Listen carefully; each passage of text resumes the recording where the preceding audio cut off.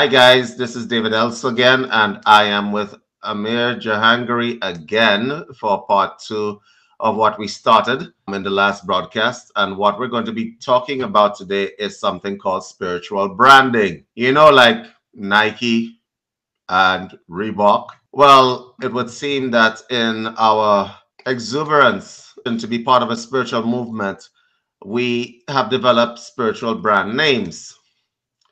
And what Amir and I are going to be doing today is going to be dispelling these myths. We're going to be getting into the practices of different spiritual paths and how they affect the individual. And it doesn't matter whether you're from something basic as Catholicism, even squeezed down to only people who practice meditation and some sort of arcane discipline. And some of these disciplines are very complicated. And a lot of people do not have the facility to grasp a lot of the concepts. So for instance, if I sat here and I spoke to you guys about the quaternary law or the Kabbalah, it would take years to master it. But if I tell you, get down on your knees and pray every day and say, you know, universe, God, Jehovah, Yahweh, I am really grateful for the light that you have given me. And I love thee with all thy heart, and I love all of your creation. If I gave you these practices, they become very, very simple. And what we're going to be doing today is we're going to be getting into the analysis of all of these different movements and how they impact, because they are Christian people that are more enlightened than spiritual masters. This is the truth. I've met them. And they are very deep into their practice. And if you speak to them, you feel the difference. You feel the difference. So the first thing I'm going to do is I'm going to have Amir speak on spiritual branding and introduce himself. As I said to you before, Amir is quite the metaphysician and he is very well read. Amir, just introduce yourself to the audience. Of course, ladies and gentlemen, my warmest greetings. Thank you so much for your time. I'm very grateful that you're here. My name is Amir Jahangiri. My background is scientific. I'm an academic, but that's really my day job. My main passion is spirituality and exploring the more unknown aspects of the human being, the glorious unknown. And it's a great pleasure to be here with you. So thank you at the very beginning. It's an honor. Excellent. So we're going to start off with a video, and I have to give trigger warnings here. The video is going to trigger people. Some of the stuff we say is probably going to trigger you, but as I have said to you before, if I am triggering you, please understand you are the gun owner and nobody is pulling your trigger. You are the gun owner. The responsibility is yours to put the gun away. Okay, watch this carefully. Where can I focus my energy right now? Folding your laundry. Okay, something else. Washing your dishes. Once again, something else. Cleaning your car. Universe. Okay, I just thought I'd just share this with you all because he's looking for something more profound, clearly, and he didn't find it. But talking about people who are looking for something more profound as an answer to whatever their problems are, we watched a documentary on the last broadcast. I thought I'd bring back the documentary at a different point in time so that we can see what spiritual branding looks like. Okay, so I'm just going to go to the next tab here. This peaceful beach town, inhabitants take care of their bodies and, most importantly, their spiritual life.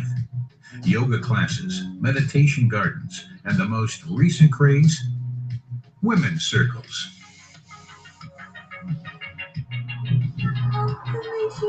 Hi, beauty. Hello. How are you? Hi. I'm Ellie. Nice to meet you. Pick a card, cacao. What's your name? Leah. Catherine. Nice to meet you. They come to Leah in search of answers to their everyday struggles. This young woman is a self-proclaimed shaman, a recognized full-time profession here. Good hands. Be a sweet night. At this stage, these women don't yet know each other. It's exciting to to have an opportunity to be together with girls and girlfriends where you're not necessarily out at a club or you're at a party, but you can be in a sincere space together. It's becoming big and new, and yeah. I think it's amazing. It's fun. Yeah. So we keep showing up. It's so fun. This evening, Leah is being accompanied by her friend, Catherine. Their clients have paid 30 euros each to attend this collective psychology session, which focuses on mysticism. Welcome to a very sacred place. It is kind of like our duty to heal these generations, to up-level the planet. Businesswomen, teachers, artists, aged anywhere between 20 and 50 years old.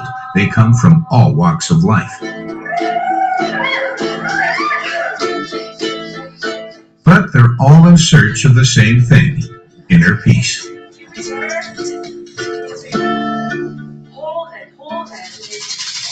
By freeing themselves of societal pressures and constraints, Leah is here to guide them. Okay, Amir, this is spiritual branding.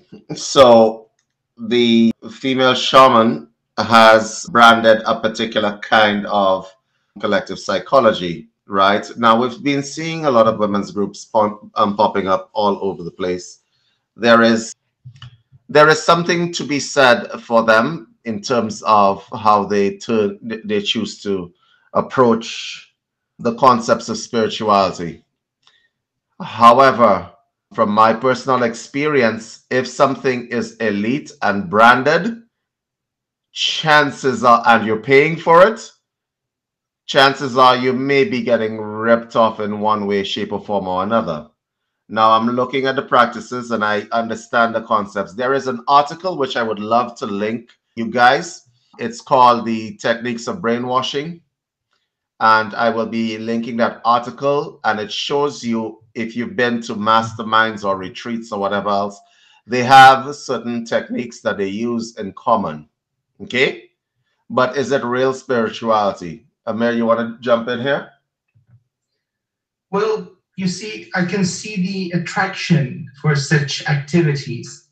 It reminds me of Alcoholics Anonymous groups, where there is sort of a positive aspect to it, where people have the opportunity to vent. And there's also, you know, we humans are social creatures. Mm-hmm. So again, finding people who strive for the same thing can also be positive and uplifting. Mm-hmm. So as far as the getting a positive, pleasant experience, perhaps so. But what's being explored here, again, the settings for shamanic healing are incorrect. There's usually, as we spoke in the last session, too much, too fast. There's no personal investment other than the fees they pay. After class, they probably think they've been enlightened. But again, the teachings, what's being taught here, what's being learned here, what's been changed here, and I suspect very little. So other than the uplifting effect that this session would have on the people, maybe even a placebo effect. You know, they believe that it's going to be healing them and benefiting them, and the mind is a powerful thing. And they very well may feel a positive effect after the session. But again, as you say, there's money involved, there's a brand involved, and probably they've got a payment plan and a membership scheme. So yeah, these are all problematic, I think. So yeah, I believe the social gathering is a pleasant event. The most likely thing to it is an Alcoholics Anonymous meeting. So that's the first impression I'm getting from this. Okay, we're going to watch a little bit because you said a lot to unpack there, and we're going to be unpacking a lot of it in the next hour or so. So I'm going to just play a little bit more of this so that we see the reason why this lady is doing this, okay? Use your breath as a tool to dust it out of your body.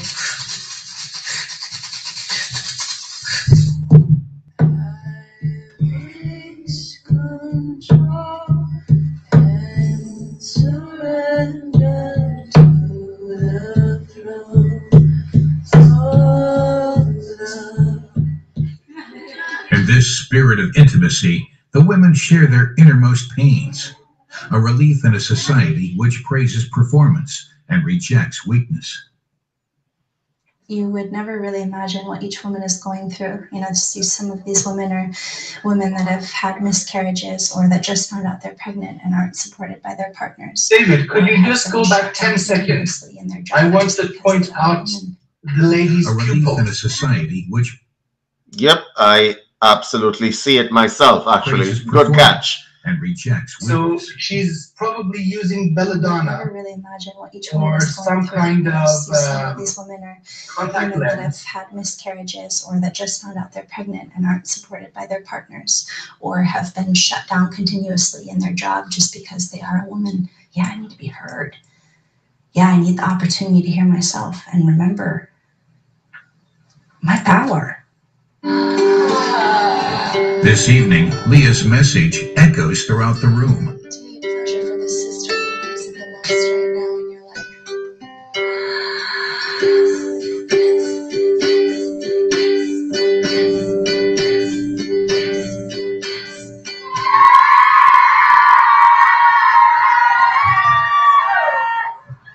Okay, okay, we're good.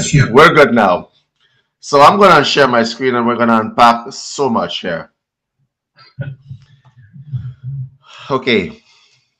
I want to speak to the audience in a way that resonates with their personal experiences with being to retreats and such like. I'm assuming that if you go to retreats and, as the lady said, and you're trying to reclaim your power and you're trying to reclaim your some sort of awareness of yourself, and this is for healing purposes as well. There are a number of things which are problematic about spiritual branding and groups like these. The first thing is that the techniques of brainwashing are being implemented.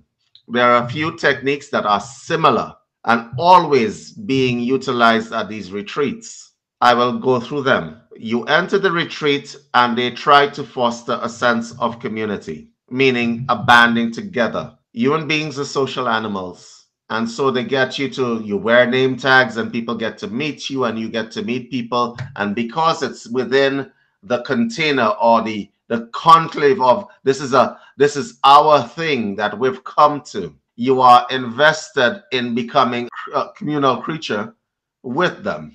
Number two, there has to be emotional connection. So that's easy. The basic precept of hypnosis is that I focus your attention around a singular point or purpose. Okay? And the singular point of purpose there is healing, healing each other and supporting each other. Number three, in order to focus your attention, there has to be group activity, which leads to group think and group vibration. Now, that could be a good thing because, honestly speaking, if you are doing a ritual and you are out of sync or tandem in terms of your energy with the people that you're doing the ritual with, then clearly the ritual lacks force and substance. However, I do believe that this is a mental manipulation a lot of the times when it is being done. So you sing together, you dance together. So over a period of days, you are in this little escape from your natural reality. And in that escape, there's no negativity. Nothing is happening. How many of you have been to retreats and experienced post-retreat depression when you have entered life once again? Well, I'm going to say, and we said it in the last show, if what you're doing is not working for you, you feel it. So, Amir, I'm going to let you jump in here. Looking at the short clip that we just had a look at, watched together, the techniques implemented were incomplete. So there's many techniques. So if you remember the last session we had, we spoke about the group in the desert with the lady using the crystals also. Each one of these techniques on their own can be very powerful, but that's with the condition that they're used correctly. So the lady was using rattles and drums, so they're shamans that focus on rattles. But again, the beat was off. So again, looking at very famous and esteemed shaman Michael Harner, he says it's got to be 4 to 7 hertz. That's 4 beats per second or 7 beats per second. And that has to go on for a period of time, a minimum of 15 minutes with total silence, where you allow the drum beat to ease your conscious mind, and that's when you go into that state of meditation, and that's when the journey happens. So a few minutes with singing over it with the wrong tempo, with the wrong hertz, the technique is incorrect. Okay, then there's the matter of the drum. Again, the drum is a percussion instrument, much more powerful. If you have the ability to use it, it still takes a length of time for you to slowly ease into that meditative state. And it requires it to be silent. Or if you look at the Native Americans, they've got very, very specific tones that they use in association with the drum. And these, it doesn't matter if you understand the language or not. So you don't have to speak Cherokee, for example, to listen to a Cherokee shaman and become entranced with what he's performing. So they're words of power, essentially, not some random lyric from some random source. So again, it's a mishmash of many techniques, and the mishmash is a bad blend, like a bad perfume that stinks at the beginning, stinks in the middle, and stinks days after. You know what I mean? It's not just that single pure tone that affects you and makes you drunk with ecstasy. So again, David, your expertise in hypnotism and mind control is much higher than me. But again, the lady has done something with her eyes, which if she uses this sort of glance, focuses correctly on people, it basically puts them into a suggestible state, a weakened mental state. Again, belladonna, that was the first thing that came to mind. That's actually toxic, but in the Middle Ages in Europe, women would use this to seduce men, and it works. So larger pupils look more attractive, more drawing in. So there's a lot of techniques that are being used, as you said very, very correctly. Brainwashing. It's not even placebo, because placebo is the mind and the body healing itself. This is just an illusion of feeling well. So I wouldn't be surprised if after this they feel low. And by the way, that's the classic mechanism of addiction. So people feel low after, they miss that high they had during the session. So what's the problem? Let's pay another $50, $100, $30, whatever. Go back and feel that high again. And funny enough, many of these gatherings, they actually do use substances without people's knowledge. There's many examples of this throughout history, and especially in recent history, where the police and the army got involved, because these cults get so large, so huge, and so powerful, they pick up arms, they become a serious problem. So, you know, it's a tricky situation. Okay, so let me just put my overlay here. There are a number of techniques which are being used. They're being used badly, but they're being counterbalanced through their bad use by the fact that these women really, truly want an answer. And the power of desire is being engaged. So I have been fortunate and blessed to have walked through many different paths, and I've seen Christian priests calling people up, slapping them on their back to spit into a bucket, to spit the devil out. And these people feeling fully cleansed after the power of wanting to be that way. It's the same as miracle healings where they get people to walk out of wheelchairs. You can walk out of the wheelchair if your mind accepts the idea that you can walk out of the wheelchair based on a false premise. It's temporary. You're going to go back to that wheelchair, but for now, you can walk out of that wheelchair. But you always could. So these women, as an example, when you go into these cults and those retreats, what happens, because I have been to several, and I don't go to retreats nowadays to get any spiritual enlightenment. I go to retreats to examine how good the how good the hypnotic techniques are.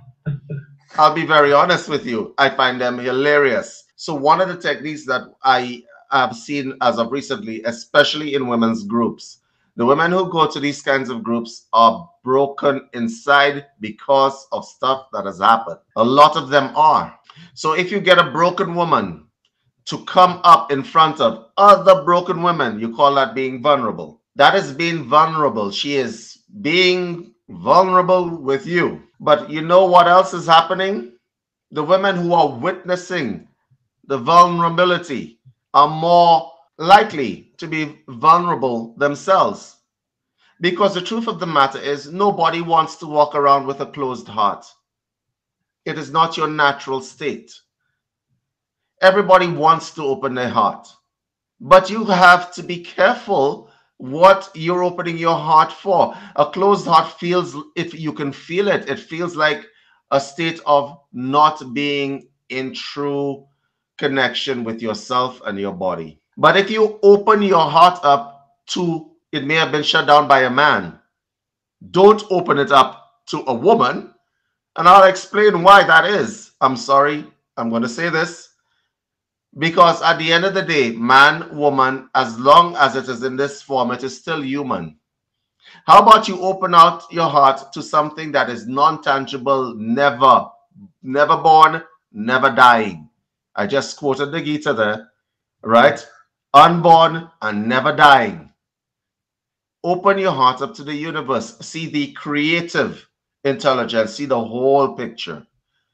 Because if I call you up in a retreat and I say to you, open your heart to me, sister, open up, open up. That person is not opening up their heart to the universe. That person is opening up their heart to the person who's directing them. Okay?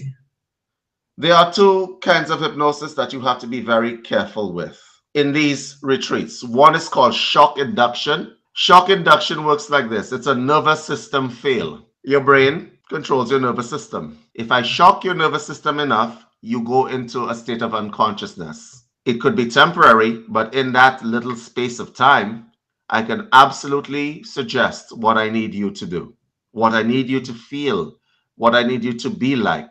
Shock induction, I've seen that used several times. The second form of hypnosis that you have to be careful of is a kind of waking hypnosis, which we call autosuggestion. And autosuggestion can be used in many different ways. Some of these rituals and some of the retreats, they use autosuggestion and they use NLP techniques, neuro-linguistic programming. Let me break that word down for you because that's like a cliche word that everybody uses, neuro-linguistic program. Nerve languaging programming. Nervous system languaging programming. That's what it is. So if I get you to do leg extensions while kneeling on the floor and prostrating yourself, it is used effectively in religion. Kneel down, stand up, prostrate yourself. Effective. But please, when you're doing that, always think of the higher purpose, the creative intelligence, the force. Don't think of the people next to you. Think of what you perceive to be God, the universe. Expand your mind past where you are. And that is how I feel about that. We're going to get into other stuff, but I'm going to let Amir speak on this. That's really interesting what you just said, the effect of the group and how that prostration should be for the all, the divine cosmos, the creator, whatever you want to name it. Let's just call it the divine. And it's interesting. Anybody seeking enlightenment in history has gone into caves to the middle of the desert, somewhere up in the mountain where nobody else is. And then these techniques will be fruitful. So you're really going to get some results out of it in solitude. But again, in the group, as David suggested, you're not opening up to the right direction. You're again, opening yourself up to influence from a very, let's say, imperfect being, another human who's got other motivations, let's say financial. And again, this whole thing that you feel high, they may suggest that you need this, you need this, you need to continue with this in order to get results. So it's like spiritual drug dealing. The mechanism and the effect is the same. I wouldn't be surprised if the brain's pleasure center is being stimulated. It is. So they would feel a sense of true ecstasy, thinking, oh my God, I've touched nirvana, while it's the same thing that cocaine would stimulate. Again, it's the same process, addiction, whether it's cocaine, whether it's gambling, or whether it's this kind of retreat. So a very known process is being exploited here, again, for financial reasons. So I think the key thing here is that that kind of ceremony is a very private thing. Again, with shamanic healing or with any other ritual, there's no audiences. Audiences are not allowed. You're either part of the healing and ceremony or you're not welcome. And that's, again, and now I just understood why the reason for that is, what the reason for that is. A negative influence of other energies. So again, if you're opening yourself up with another 10 or 12 people who have negative energy, you're soaking all of that in while you're honestly open. So it's like all of them go in and all of them leave with the same spiritually transmitted disease, STD. Yeah, it's like in the again, Middle Ages in Europe, in the old bathhouses, the water was getting polluted, so everybody was catching bacterial infections. It got so bad they thought that bathing was evil and harmful for you, so they shut the whole thing down again. You see, so it's again, thank you, David. I'm learning so much. Things are clicking for the first time. Now I understand. Wow, oh my goodness, that's the reason. Yep. Solitude has a good value, you know. It does. Here's the other thing that I want to touch on. The lady said that these women have all had negative stuff happen to them, and they want to regain their power. I want to talk about that because I've heard this word thrown around a lot. I want to talk to the audience in a way that we all can understand. You didn't lose your power. You didn't lose your power. You never lose your power. Your power is always right there. Yes. You don't need someone to tell you that your power is right there. Okay, some of us do need someone to tell us that our power is right there. I will concede the point.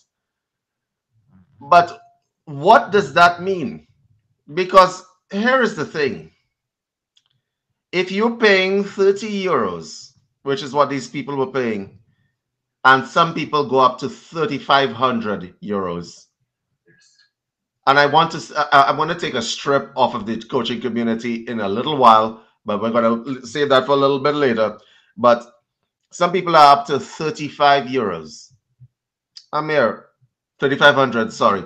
Amir, so when you say that you need to regain your power, power is within you. And so you go to a retreat or a gathering and you're looking for power in the company of others. Well, that's group power, okay? Could it be that you are actually conceding your power to the group in order to get some group collective power, right? Yeah. When it comes to armies and everything in the modern world, together we stand, divided we fall. When it comes to spirituality, it does not work that way, okay? Because as Amir just said to you, you're liable to catch an STD from someone. A spiritually transmitted disease. And I just want to say to you, if the person who has the STD is the person leading the group, oh boy, you're all going to catch it. Yes. So I went to a retreat 2 years ago in, I believe it was British Columbia. The individual had a yurt outside and the whole shebang, right? And that individual had a lot of arrogance on board. Very elite, very arrogant, okay? And everybody who comes out of that training, they spent a lot of money to go to that training, believe that they have gone to a certain level that is above the level of everybody else. And that is what I mean. I'm going to let Amir jump in here, but the fact of the matter is, what I wanted to say is that a lot of people who are spiritual, they decry, and a point was made in the last broadcast, very good point, the Abrahamic religions, the people who are going to church and so on. Be careful with that arrogance that you have. We're going to talk about that. Amir, you could jump in here. Absolutely. Let's just look at what arrogance is. It is an imbalanced ego, an ego detached from reality, which is the nature of the system of domination and control, that hierarchical system.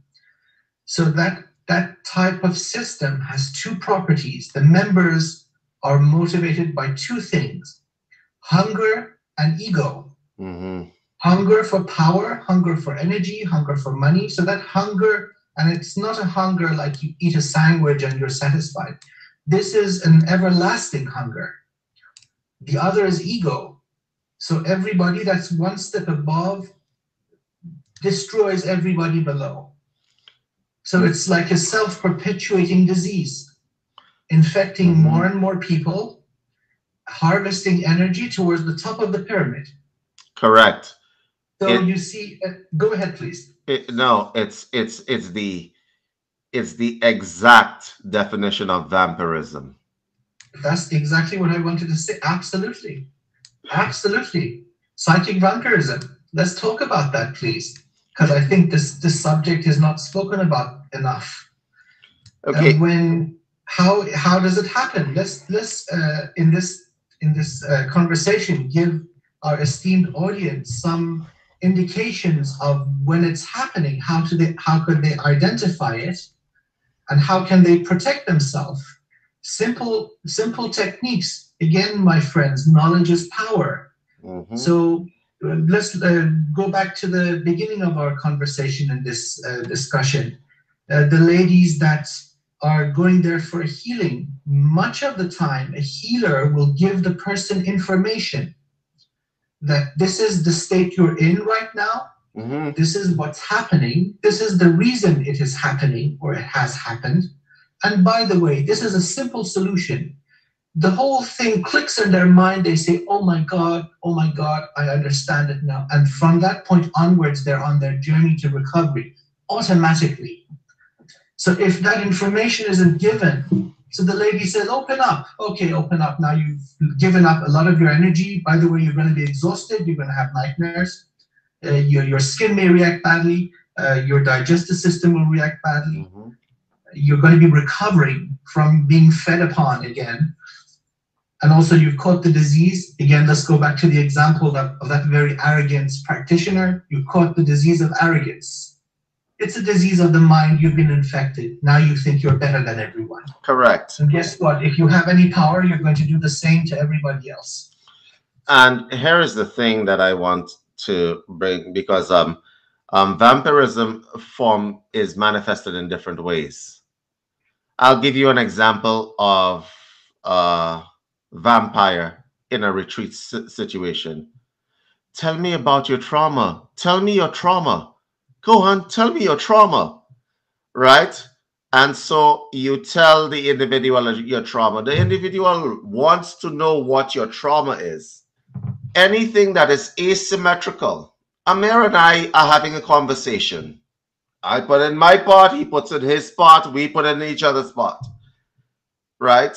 I am not saying to Amir, Amir, tell me your trauma. Tell me your deepest trauma. You want to know why I'm not doing that? I'm not telling Amir either, like in the example, Amir, are you vaccinated? Really? I'm not going to be doing that. And I'll explain to you why. Because I choose not to be a psychic vampire. And I'll explain how this works in a very simple way. If I keep asking Amir to tell me, give me your pain, give me your trauma, what happens is there's an asymmetrical connection to Amir where he is vulnerable and I become more powerful because I now have your information. I know what your weakness is, you see. And because I know what your weakness is, I can tell you, Amir, it's you're smiling right now, you're laughing, it's because of your trauma. And this is the kinds of things that actually happen in these groups. I have seen it. I have witnesses. I've been around. I have seen these things happen over and over again. Okay. And so this asymmetrical bond is created between, and I say bond because it's a psychic leeching thing. Yes, yes, yes. So now Amir feels comfortable with me on his end because he's given me his trauma. He doesn't know what mine is, but he's given me his. And because the vulnerability, this is the person that I can talk to. I can't talk to my family, can't talk to my friends, but I can talk to David. And you see how this happens. This is something that actually is played out every day. Psychic vampirism, okay? And I wanted to show you an example, a living example. And how do you know that you are the victim of a psychic vampire? Because here are some indicators. You develop a codependency on that individual. A codependency on that individual means that if Amir came to my retreat and I got his vulnerability, then Amir feels compelled to pay me more money to come to my next retreat and the next one and the next one. And anything I sell to Amir, he's going to pay me, right? Psychic vampirism. So now I'm leeching him of his essence, and now I'm leeching him of his finances. And I want to explain, and this is a very salient point. So if you don't listen to anything on this broadcast, listen to this part. Empowerment is transferring to an individual the ability to tell you to F off. Listen to what I just said. I'm going to repeat it. Empowerment is the ability to transfer something to an individual to make yourself no longer useful, because that individual is independent and that individual can function as a fully functioning person. That's how you empower people. If people are following you all around the globe and keep paying you and paying whatever you want, then they are not empowered. Simple. Amir, I'll let you jump in. I completely agree with the points you've made. And again, energy harvesting is done through emotional manipulation. So that would be the way in, so to speak. So you would see this typically in people with narcissistic personality disorder. Yep. Very commonly, they use psychic vampirism. And they feed indiscriminately. It's a compulsion again. So they're motivated by hunger and ego. So these are two signs of these people. Now, how to notice if you are being drained of your energy, the emotional reaction to the person. Does the person cause you pain with their words? They may alternatively give you little bursts of happiness and pleasure with their words. So it's evoking some sort of an emotional turbulence, which would correspond with the adrenal glands in the body activating. That activation of adrenaline, where it's maybe through sadness or anger, or how dare them, whatever. Some sort of a shock to the system. That's when your aura opens and they can connect to you, plug into you. Mm-hmm. So what David said, the mechanism, okay, give me your trauma. That's when they plug in a cord again, quote unquote, is attached. Once that cord is in, they have perpetual access to your energy. Now, removing the cord or cord cutting, again, one of those things that we can talk about in the future. It requires a very capable practitioner to actually do this, again, with the speaking, the consent of the person, the free will of the person is evoked. In the name of your free will, is it your choice to be free of this? They say yes.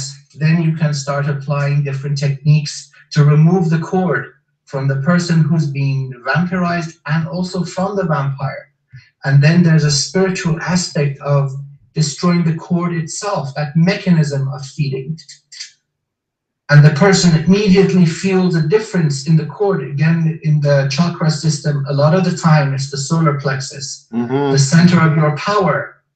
So whether it's just purely your life force they're taking, or your resources, financial or otherwise, your influence, your connections, it could go in many different ways. When the cord is cut, the person says, oh my God, I can feel the damn thing gone. Oh my God, I could feel it hurting me. So these are the same thing with different manifestations in the physical reality and different higher vibrations. So if you notice that the words or actions that someone does is illogical, causes you to go into mental anguish, feel sad, or suddenly feel happy, that sudden turbulence is opening up your aura so they can take their next meal. There is something to be said about how what you just said, because in the Middle Ages, and it still applies now, this is how demons possessed people. So I want to say something here for those of, and this is for another series, clearly, but I will allude to it. People became possessed because they despaired. They were in despair. Nothing possesses you. You have to let it in. Bingo. Bingo. You have to let it in. And not only do you have to let it in, you have to let it in because you feel that you have no choice. And once you have no choice, and that combination and that perfect cocktail of despair and desperation is what allows people to become possessed. And people possess people as well. Now, I wanted to touch on something else that you just said there, Amir. We discussed the concept of energy vampirism, and we also talked about narcissists. A lot of people seem to think that narcissists come with like big beards and they're muscular and they have like, I don't know, gold chains and stuff like that, right? No, they can come in flowing white robes, be 95 pounds, totally feminine, and be wearing beads as well. Be very careful of that because it has many manifestations, and it's the manifestations that will always put you into trouble. Absolutely. So there is that. I wanted to move on to the concept of spiritual branding. Okay, let's talk about some brands. Okay, so you got people who are doing Reiki, but in Reiki there's the Usui tradition and the Takata tradition. Okay, that's branding. You got some people doing QBI and QHT and QBI, and what's the difference? And who knows, right? Right. You have people doing yoga, and the proliferation of yoga styles and systems is unbelievable. Okay, so you got forest yoga, you got naked yoga, you have no yoga with the dog, the pets. You got what else is there? You got vinyasa, you got flow yoga, and that's just hatha yoga alone. And there are several other kinds of yoga forms out there. I need to ask you guys a question. Does it ever get confusing? I mean, like, I mean like all of those little brand names. So I got this certificate from this yoga form. Or even in coaching, I'm gonna deal with the coaches separately. You got this certificate from this particular master, and the masters are branding of themselves. I'm gonna say something to you guys. At the end of the day, last night at midnight, I look like I haven't slept because I haven't slept. I spoke to a lady in Dubai. She is going to be on these broadcasts. Would you like to know what her coaching slash spiritual technique is? Smiling. Very simple. Her coaching technique, and I am very impressed with that, because a lot of people believe that the best way to become enlightened is to go into these arcane, difficult to understand concepts where you cast the magister in geometrically perfect designs on the ground, and you must use the right materials, of course. All right. And then you prostrate yourself in a particular way, and then you have the incantations, and you got to learn Latin, and because if you don't know Latin, I mean, God, heaven forbid, and you got to learn some Aramaic on the side and some Hebrew, and only then can you show that you've done enough to deserve enlightenment. So my question is, why don't you pick up a whip and start beating yourself? Self-flagellation is a thing if you wanted to show dedication, right? But a lot of you fall prey to intellectual masturbation. This kind of thing, if you are a student of esoterics and this is what you do, please, by all means, study the path. Study all forms of the path.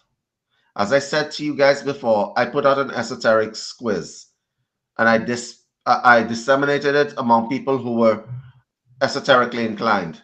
They all failed the quiz. Would you like to know why? Because they had been reading and practicing for many, many years, and they didn't even know the definition of what it is that they were doing. So how many people who are listening to this broadcast right now who are in yoga studios know what the word yoga means? How many of you who are practicing the Kabbalah and say, oh, I studied the Kabbalah, do you know what that word means? How many of you know what the Akashic Records is, but you want an Akashic Record reading from Andrew Botsis? So I understand the concept of trying to chase that knowledge. I understand why. But if you are sincere from your heart, student of esoterics and esoteric philosophy, please follow that path. If you are, however, seeking enlightenment, that's two very different things. The two things can come together, but not in very many people do they overlap. If you think that you're going to gain enlightenment by beating yourself into the ground, you are not going to get there. Keep it simple, stupid. The KISS principle. Yes. I'm going to let Amir jump in here. Yes, I was just thinking about the smile approach. Going back to the brain and the division of the motor cortex. So it's interesting to know almost 50% of the brain controls the face and the larynx. So those muscles involved in speaking, 50%. 25% are the hands, which perform tasks like playing the piano, typing, complex movements of the hands and fingers. That's only a quarter. And then all the rest of the body is the rest of the 25%. So again, engaging the smile, you're engaging in a significant portion of the brain, because smiling involves many different muscles. So it's much more effective than many different yoga poses. It makes perfect scientific sense to engage the smile. And now if you combine that with, again, that correct thinking, that correct way of searching, or the correct way of meditation, looking within, purifying yourself. It's funny, you almost automatically smile when you achieve a level of purification. You begin smiling. It's the body's natural reaction. So that seems very, very interesting. I look forward to the broadcast that you have with the lady you spoke of. Yes, her name is Rukia Khan, for those of you who would like to check her out. But her whole system is based around smiling. And can I tell you, there's something to be said for simplicity, and I want to go down that line right now. Okay. Yes. Um, the individual who is in your house who is a Christian, and there are not too many people who are genuinely following the teachings of Christ, but those who are following the teachings of Christ to the letter are very proficient individuals. They don't realize it, but in their enthusiasm to follow the teachings of Christ, they have developed powers of their own, powers of compassion, powers of observation, powers of discernment, which are the real powers that you need to develop. And so I think a lot of esoteric people look down on people who are religious. Let me tell you, they kept it simple. And what they're doing, for a lot of them, it works for them. It absolutely does. Now, the dogma, all dogma aside, that's neither here nor there, the practices work for them.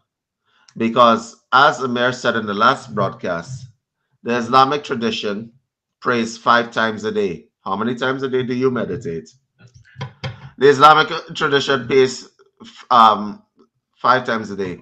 They prostrate themselves. Those positions that they are in, they are yogic positions.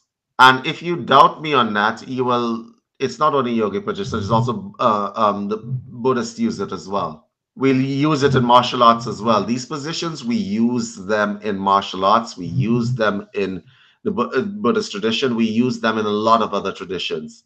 So they're not accidental, and they work. Keep it stupid, simple, or simple, stupid. Okay?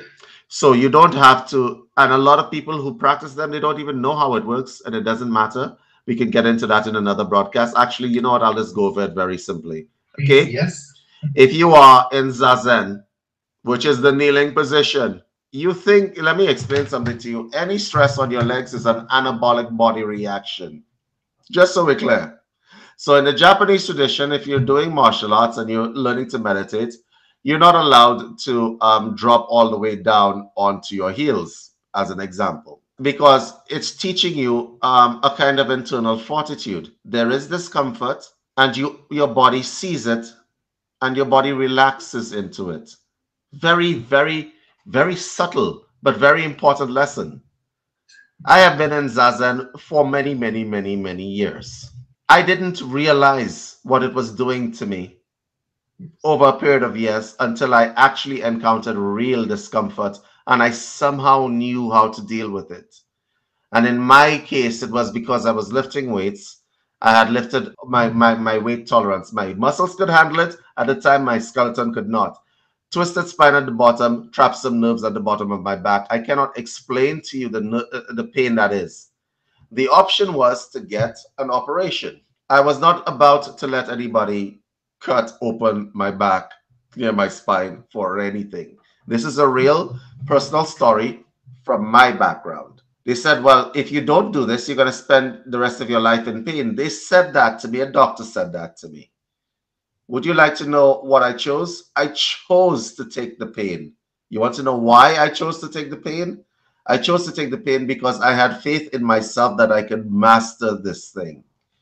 I had faith in myself that I could master this thing. So when you see me on these broadcasts, I want you to know there's a personal aspect that is going into these broadcasts as well. We've all had our trials and tribulations that we had to go over, but I could tell you what my experience was. My experience was that I took that pain. I had learned to understand that the more you resist in a painful situation, it took me 6 months of very, very bad pain. I'm talking about spasms in the back, but I use Hatha Yoga in a way to traction his bones. I think yoga, and whether it be Islam or whether you're doing esoterics, they don't operate when things are hunky-dory, okay? They operate when things are not fine. They operate when things they operate when things are not fine, when things are not okay, when you're not eating 3 meals a day. when you are in the depths of despair and you find it within yourself to choose to rely on yourself and fix yourself and own what is happening to you. This is what I believe. And I believe it because I felt it on my own skin, because I had to take myself out of that dark place of pain. I had to take myself out of that dark place of pain, and I did. And I want to tell you, after that 6 months, I went straight and trained, and I went after that weight again. Because I'm stubborn that way. And the lesson that I learned in that instant, the first time I lifted that weight successfully without any pain, no injury or anything, I learned in that instant that all those years of being on my knees was doing something to me. It was doing something over a period of time. So when you look at the Muslims and they're prostrating themselves 5 times a day and so on, please understand that the accumulative effect is something that you are not able to discern by being outside of the tradition. Amir, I'm going to let you jump in here. That was beautiful. That was brilliant. And you know, the thing that you just said, that you don't know what it's doing to you until it's needed. And then it comes into a life of its own. You suddenly see, quote unquote, the magic that you've been working towards. And it's so subtle. Again, you've done years of gradual building up, accumulation of this, for lack of a better word, power. Is power within you. Not everybody with such an injury could have done what you did. You know what I mean? Yeah. So that accumulative process, it just ties in so perfectly with what we're speaking about and the video we started with. The accumulative process, that discipline, and that clarity of will, that, okay, this is uncomfortable, but that does not matter. I think that we're reaching something very critical here as we're circling the discussion. So what is happening with each one of these events? What are you doing during each one of these events that manifests in such magic? Mm-hmm. And it came to me that, in fact, we're exercising our willpower. Every time that you sit on your knees and say, okay, to hell with the pain, my will is to do this, sit in this uncomfortable position, right? You're just adding a bit to that strength of your will, manifesting it more and more. It's accumulative. Again, that's known, irrefutable. But what is it that is being accumulated? It is that exertion of your will. And then you don't know how much strength of will you have until you need it. Then you say, okay, now it's time for the will to manifest. Suddenly, all that practice of being you, again, talking about the beginning of our show, the power that seems to be lost. What is that power that is lost? Willpower, exertion of your free will, your sovereignty. So it's an exercise in freedom of will, exercise in the true nature of our being. Slowly but surely, you begin to express it more freely. So maybe it's not an accumulation of will. The will is already there. It is slowly cracking away small pieces of that illusion that the will is not there. Yes. So really, during that accumulative process, you're dispelling the illusion, dispelling that false belief that the power is not there. Because again, we know it's already all here within. Excellent. Yes, and we want to circle back to the discussion. Spiritual branding is unnecessary. Keep it simple, okay? Absolutely. Keep it simple. It doesn't matter whether you're from the Takata tradition or the Usui tradition, right? The force that you are working with, the basic premise of the force that you're working with is to heal. So if you get caught up in the Takata tradition or the Usui tradition, how are you different from the Jehovah's Witnesses that say, if you don't come with us, you're going to hell? And the Catholic who says, all these other religions, they have the wrong thing. Once you get caught up in this concept, and spiritual people and esoteric people are susceptible to this kind of illusion and construct. Spiritual branding is a construct a very badly done one. I have to say so. It is so spiritual branding. No, I cannot actually understand why somebody would actually want to brand a spiritual movement or a spiritual practice. But I guess it's because there is money to be made. Absolutely. Marketing is part of marketing. If you're doing marketing or entrepreneurship, you brand the product. So that's the influence of the Western civilization on spiritual matters. Let's capitalize on this. Let's make some dough, brother. Okay, first thing, let's make a product. What's the product? Let's call it cucumber Reiki, right? For lack of a better word.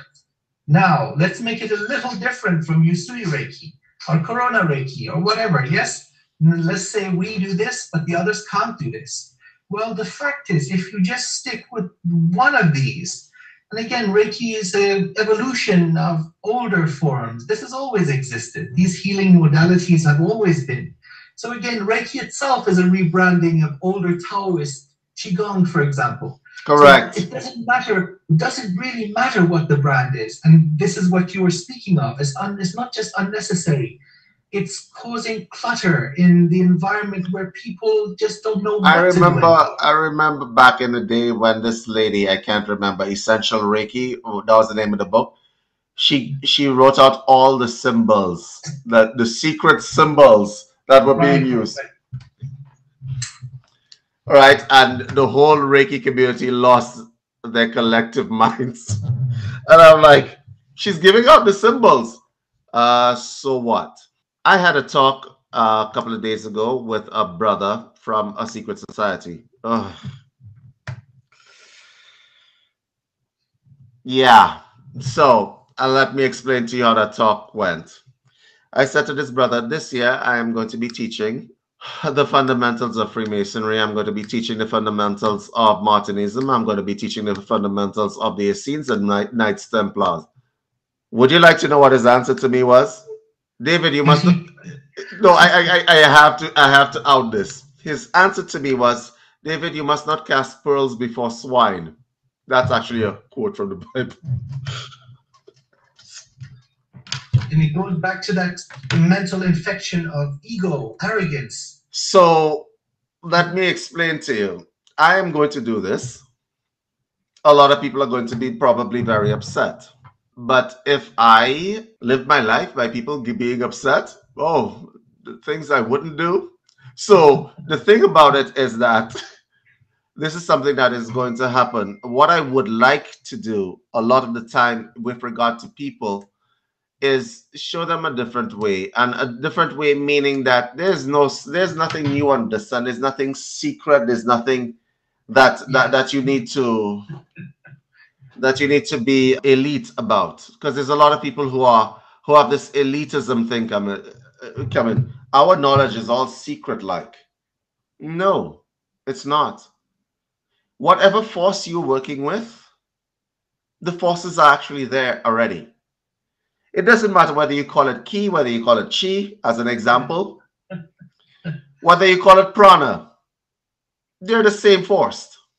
Absolutely. And your manipulation of that force or your utilization of that force doesn't make it any more unique or better than anybody else's. All right?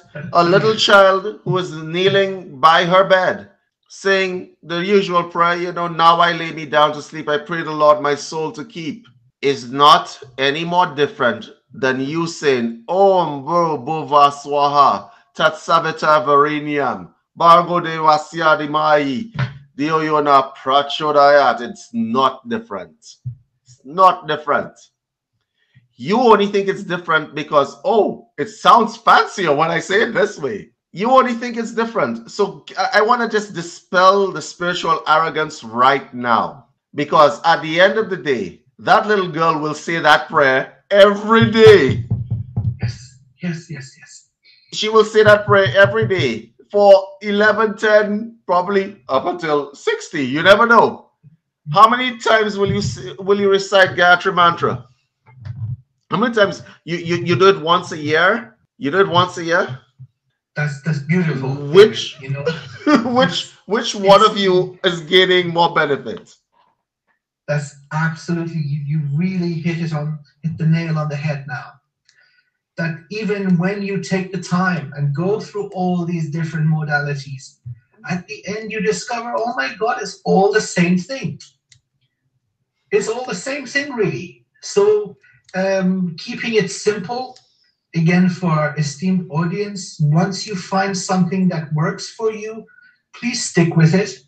Again, we're individual, we're different. Maybe one of these different brands, maybe Nikes are better than Adidas for you. But at the end of the day, shoes are shoes. And they have to serve a purpose, right?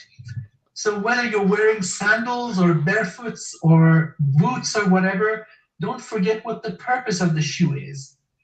So it doesn't matter if you pay $10,000 for them or you pay $1 for them. They're protecting your feet from being hurt. And again, you got to take them off sometime. Walk barefoot on the ground. So where people are getting lost in the forest for the trees, they can't see the forest for the trees. There's so much nonsense. And again, you know, it's that whole thing again with secret societies. They're highly hierarchical.